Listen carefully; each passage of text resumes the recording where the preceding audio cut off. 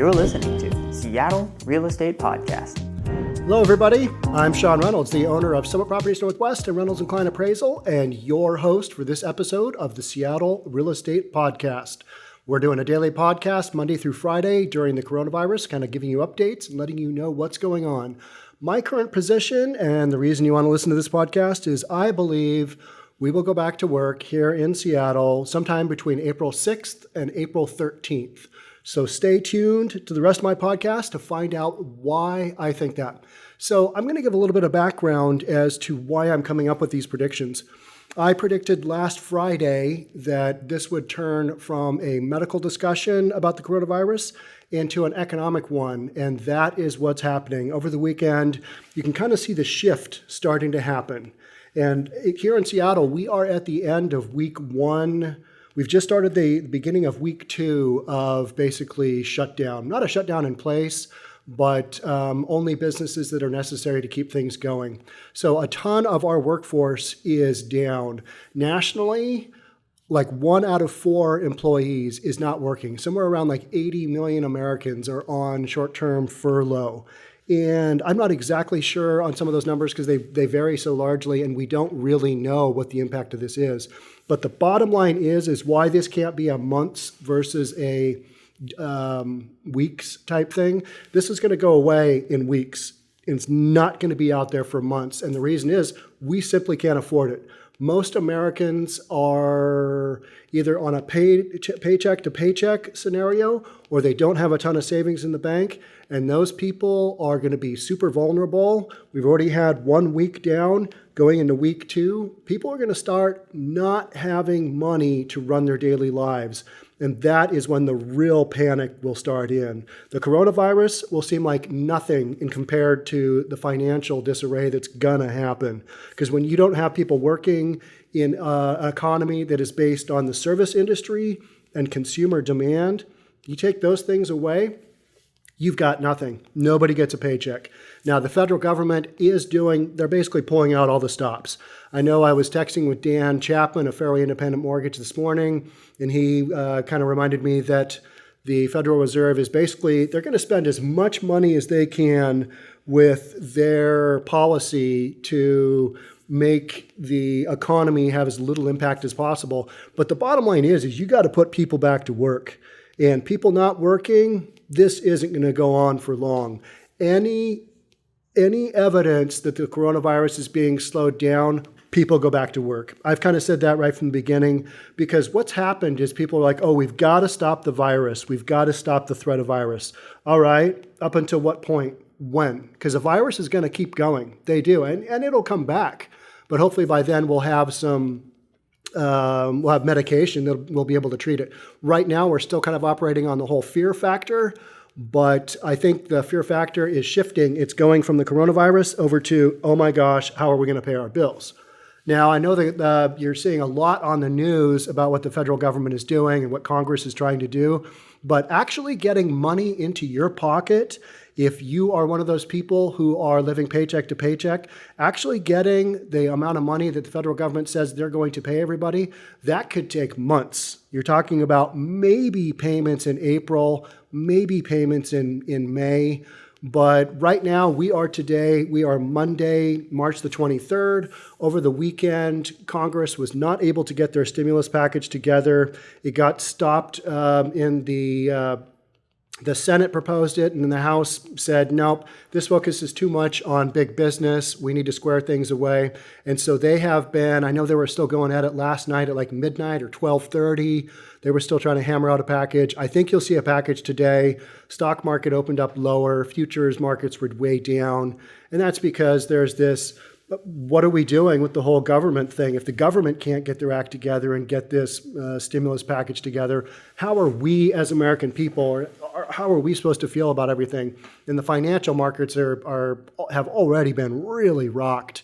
And you're going to continue to see the markets get rocked until we get onto some kind of stable footing. And that's what the federal government is trying to do. Some of the things that the federal government is doing is they're going to basically have I think it's like an anywhere between $1 and $2 trillion package of stimulus that goes out to big businesses impacted by the coronavirus. It gives up to $3,000 per family. They're still kind of working all of that out. But if you are looking to pay your bills this week or next week or the week after, good luck. That money will not be there. So it's kind of like you've got to figure out your own game plan and not look to the government. The government's doing everything they can, and I think they will come through with stimulus payments, but it's not going to be enough, and it's certainly not going to turn the economy around. The one thing that will turn the economy around is putting people back to work. Is it too early with the coronavirus? Maybe it is. I'm not sure. But the narrative is going to change so quick, and it's already happening. People without money, people without social support nets, people without homes. Everybody talks about stay in place. What if you don't have a place? What does that look like? How does this all work? And without money coming in from the general economy, other social systems are just going to fail. And that is what the real impact is going to be focused on. So today we're March 23rd in Washington, in the state of Washington, in Seattle, where we started the outbreak for the U.S.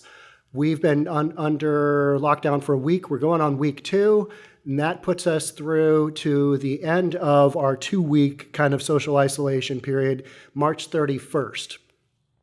So that is when everybody said, all right, let's do our 2 weeks, and then we'll kind of see where we're at. Okay, so does it go a week beyond that? Yeah, absolutely. I don't think people are going to be running back to work April 6th, but April 13th, that is the next Monday after the Monday, the April 6th. And I throw out Mondays because I think what will happen is you'll have an announcement on either a Thursday or Friday so people can get ready over the weekend, go back to work on Monday. We always start work on Monday, right? That's the beginning of a new week. So that's why I'm throwing that out there. I have no other reason other than that just kind of logically made sense in my head. But so right now we're the 23rd. Do we go another week? Yeah, absolutely. We're already committed to that. Do we go another week beyond that? Yeah, probably. And another week beyond that? That's 3 weeks from now. High probability. And most people are saying, oh, this is going to go on for months. Well, it's not. There's just no way. The economy and people, the American worker can't go down with no work for that long. And the U.S. government can't get the money out fast enough to pay people's bills. So you are going to start to see people absolutely screaming about, what am I supposed to do? The government has shut down our employment system. What are we doing? And the fastest way to get that under control is to send people back to work. So whatever good news there is, you're going to see a huge microscope put on the curve has been slowed. There's less cases. We're doing lots of testing. We've got all the ventilators out there that we need. We've got the medical supplies we need. State of Washington, President Trump has enacted FEMA to help us out with masks and ventilators. I think that was the case. But basically what had happens is that FEMA, which is a federal entity, can help out our state government, and our state government doesn't have to pay for that. Federal government will. At one point in time, there was the United States naval ship.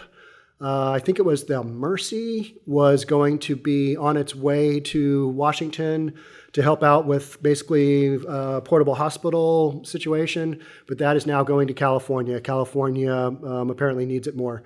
And they've said if it needs to go back up the coast to Washington, it can. So that is on its way. So I believe, whether it's true or not, that the narrative of, oh my gosh, we don't have enough hospital beds, oh my gosh, we don't have enough ventilators, we don't have enough of the protection equipment, that is going to go away. And it's going to be the American population not knowing how to pay their bills, just like in the middle and aftermath of the Great Depression, 1929. It became about survival. And I'm not trying to scare anybody, but this is just an economic reality. If you live in a society where it's based upon people spending money and nobody is spending money except on DoorDash, when you run out of money for DoorDash, what are you going to do? You don't have food. And that is when the crisis really hits the fan and the timeline will get moved along, guaranteed. I don't see any way around that. I've kind of felt this narrative is the way it's going to go from the beginning. And what it is, it's a lot of it is the media focuses on the coronavirus. All right, that's the hot potato. That's the if it bleeds, it leads story.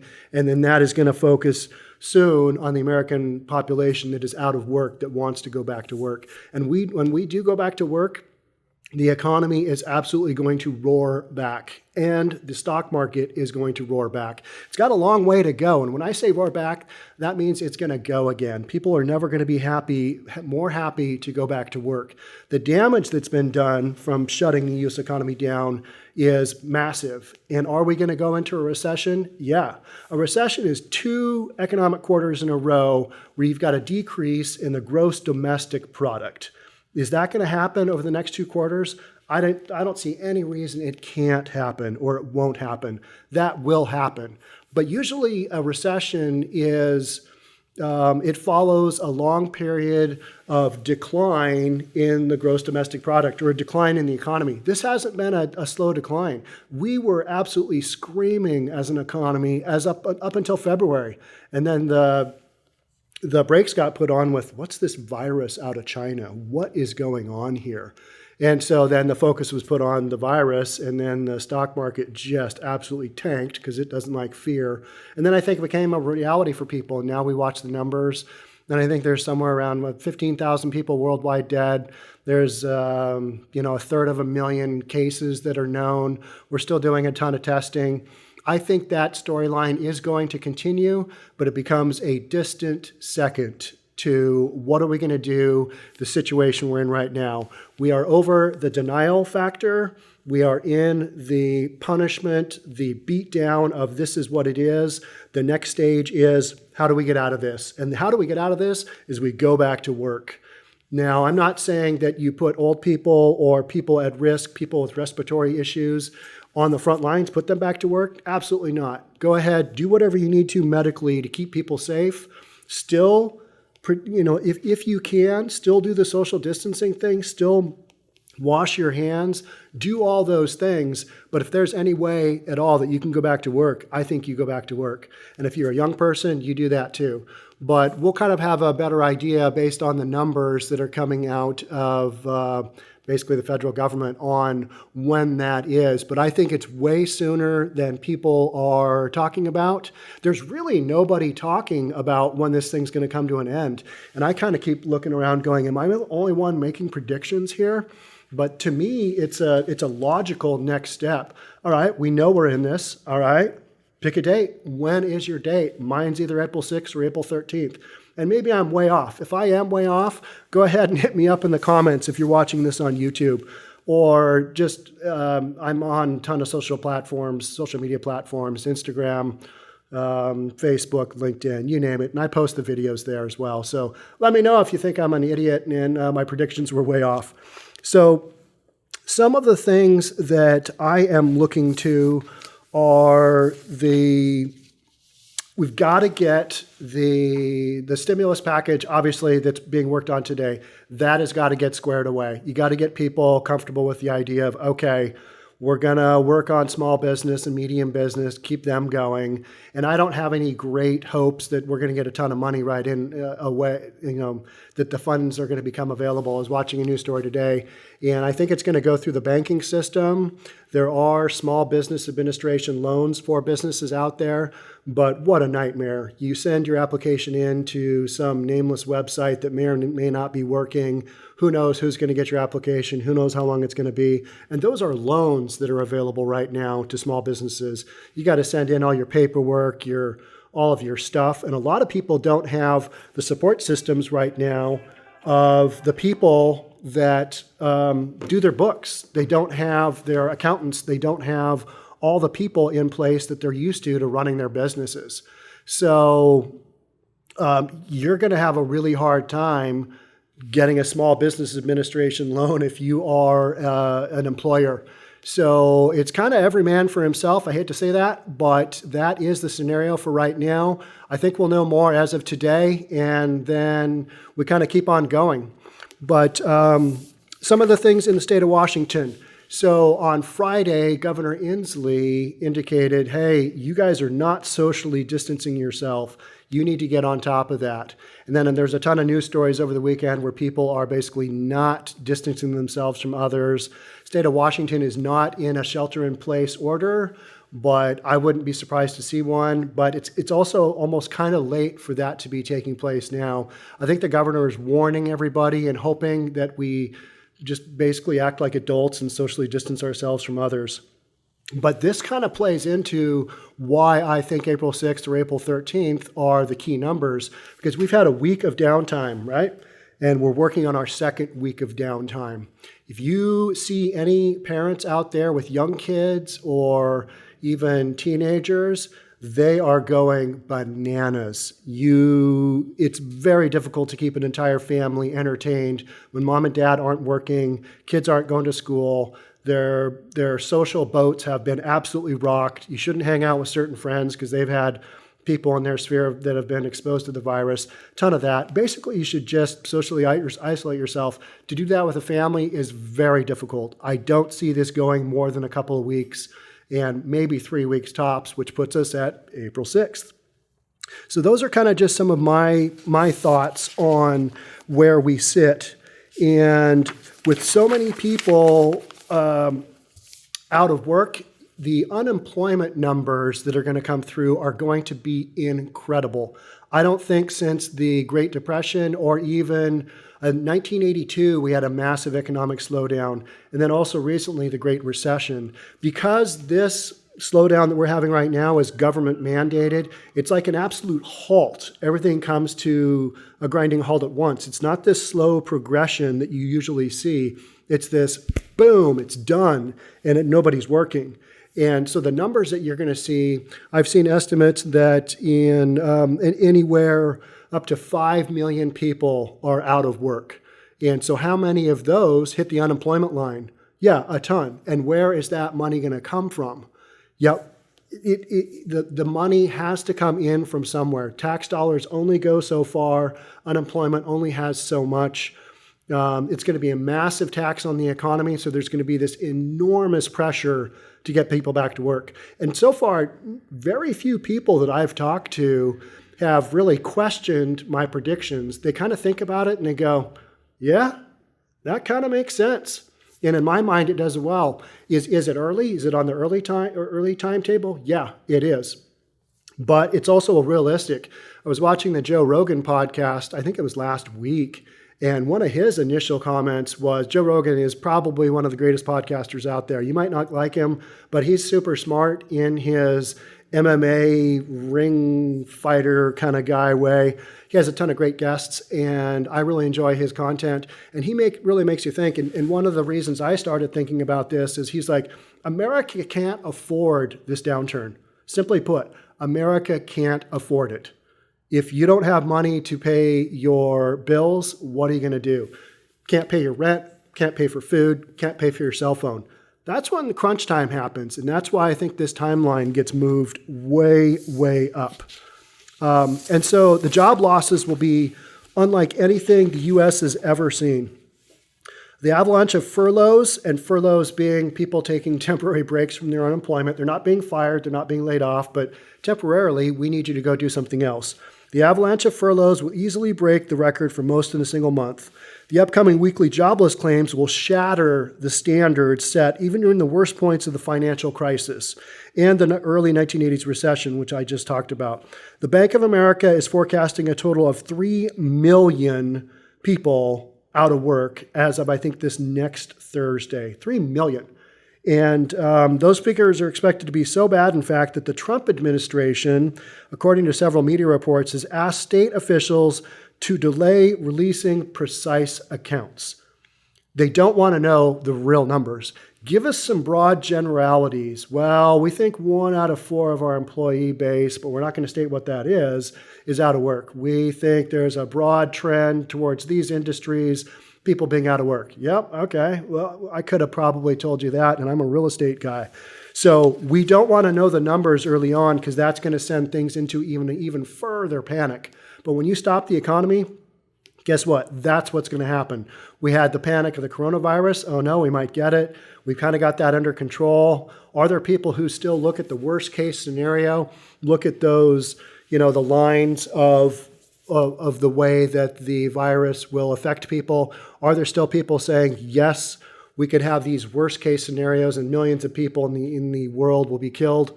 They'll die from it. Yeah, there are those people. But it's also a worldwide pandemic, and those typically burn out at some point. And we're coming into spring and summer, mainly spring, especially here in Washington. It's still kind of cold outside. But in those warmer weather climates, we've seen a lesser spread. And a lot of people think that's because of the social distancing that's going on and also the time of year. So I think the coronavirus kind of burns itself out, becomes backstage news. The mask issue goes away, all the ventilator and the hospital stuff. And I'm not trying to minimize those. I'm just saying these are my predictions for what will happen with the narrative in the news. And then that becomes reality. That becomes our reality. Because so much of this is just based on perspective. What perspective do you believe? So I'm just bringing you another perspective here on the Seattle Real Estate Podcast. It's what I believe, and it's based on my years of experience of being in business, having to ride out these impacts, and how do we go from here? And so, job losses will be counted not in the thousands or even hundreds of thousands, but rather in the millions. And the only time that happens is when you've got something absolutely catastrophic, an act of God. In our Northwest Multiple Listing System, our MLS system for real estate, we just put in a form that is called, Form 22AF is I think what it is. And I can't remember what it stands for, but it's basically a legal term for when you have an act of God. It allows you to extend out the terms of the contract so that everybody can kind of work around. If there are things that are beyond the buyer-seller ability to deal with, like if the recording office is closed or you can't get people out to do the inspection, that has been put into effect. So we've got a form to deal with the coronavirus. And that's just kind of an indication of, yep, this is how we're going to deal with it. But long term, when do we go back to work? April 6th. April 13th. That's kind of what I think. I'm throwing that out there. So job forecasts for people out of work, anywhere from 500,000 to 5 million. And if it does go to that, that is an enormous number. The percentage of people out of work, anywhere from 10% up to 30%. So I know I'm banging on these numbers, and I'm not talking about how many people are infected, and I'm not talking about how many people are dead. That has been kind of the narrative to this point. But moving forward, I think the narrative changes wildly, and that's kind of what I'm talking about. So it'll be super interesting to see kind of how this plays out. I think people will start looking very soon to when things change. I will keep you apprised as best as I can. But for right now, that's about it as far as my predictions go and the way I see things happening. So thank you so much for watching this podcast. Again, I'm Sean Reynolds from Summit Properties Northwest and Reynolds Kline Appraisal. We'll see you on the next one. Thanks again. Bye.